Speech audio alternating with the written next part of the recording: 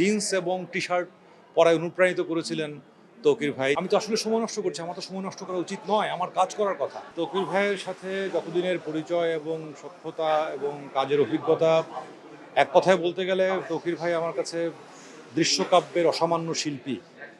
দৃশ্যকাব্যের যতগুলো মাধ্যম আছে সবগুলো মাধ্যমেই তার যে অসামান্য বিচরণ এবং তার যে অবদান, তার টেলিভিশন নাটক অভিনয়, লেখা, নির্মাণ, মঞ্চ নাটকে অভিনয়, লেখা, নির্মাণ, নির্দেশনা এবং চলচ্চিত্র ভাবনা। চলচ্চিত্র নিয়ে ওনার ভাবনা, উনি 7টা চলচ্চিত্র নির্মাণ করেছেন। বিষয়গত দিক থেকে মানে এত বৈচিত্র্যময় এবং অসাধারণ। আমাদের মুক্তিযুদ্ধ আছে, ভাষা আন্দোলন আছে, আমাদের প্রান্তিক মানুষ আছে, আমাদের প্রকৃতি আছে, নারী আছে।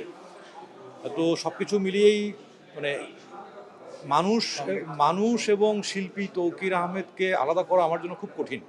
আমার কাছে পরিপূর্ণভাবে মানে সব কিছু মিলিয়েই একজন তৌকির আহমেদ মনে হয়। মানে ব্যক্তিগতভাবে বলতে গেলে আমি ওনার অনুসারী।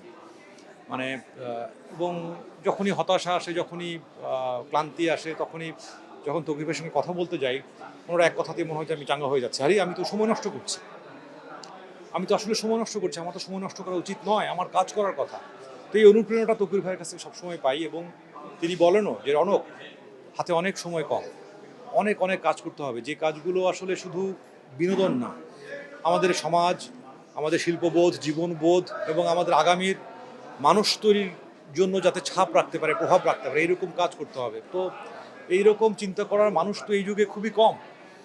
তো সুতরাং এই মানুষটাকে উদযাপন করা, তিনি 6 দশক পেরিয়েছেন, এটি আসলে আমাদের কাছে দায়িত্ব মনে হয়েছে, কর্তব্য মনে হয়েছে। সেই কারণে আমরা কজন শরীর সাথে যুক্ত হয়েছে অভিনয় শিল্পী সংঘ এবং তীর্থযাত্রী নিয়ে যুক্ত হয়েছে নাট্যকেন্দ্র। তো সব কিছু মিলে এটি আমাদের কাছে দায়িত্ব মনে হয়েছে, তাই আমরা এই আয়োজনটা করেছি। এবং এই আয়োজনের রেসপন্স দেখে, প্রতিক্রিয়া দেখে মানে আমি অভিভূত।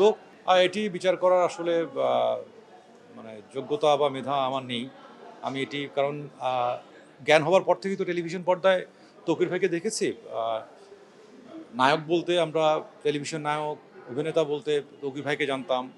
এবং এটা আলোচনা হচ্ছিল একটু আগেও যে বাংলাদেশের একটা বড় অংশের মানুষকে জিন্স এবং টি শার্ট পরায় অনুপ্রাণিত করেছিলেন তৌকির ভাই। তার নাটক দিয়ে যখন তুমি 90 দশকের জিন্স পরে, টি শার্ট পরে এসে অভিনয় করতেন, সেটি হাজার হাজার লাখ লাখ তরুণদের অনুপ্রাণিত করেছিল। তখন হিড়িক পড়ে গিয়েছিল এলিফ্যান্ট রোডে, বঙ্গবাজারে জিন্স এবং টি শার্টের বিক্রির। তো সেই জায়গা থেকে তো আসলে উনি একটা প্রজন্মের কাছে আইকন। শিল্পের পথের পথিক হিসেবে আমি তো শিল্পের পথে হাঁটি, এখনও শিল্পী হয়ে অতটা ওঠা হয়নি। তো যারা আমরা এই পথে হাঁটি তাদের কাছে অবশ্যই অবশ্যই তৌকির ভাই অনুপ্রেরণার নাম। এবং মানে আমি মনে করি আমি ওনার অনুসারী এবং আমি ওনার অন্ধভক্ত।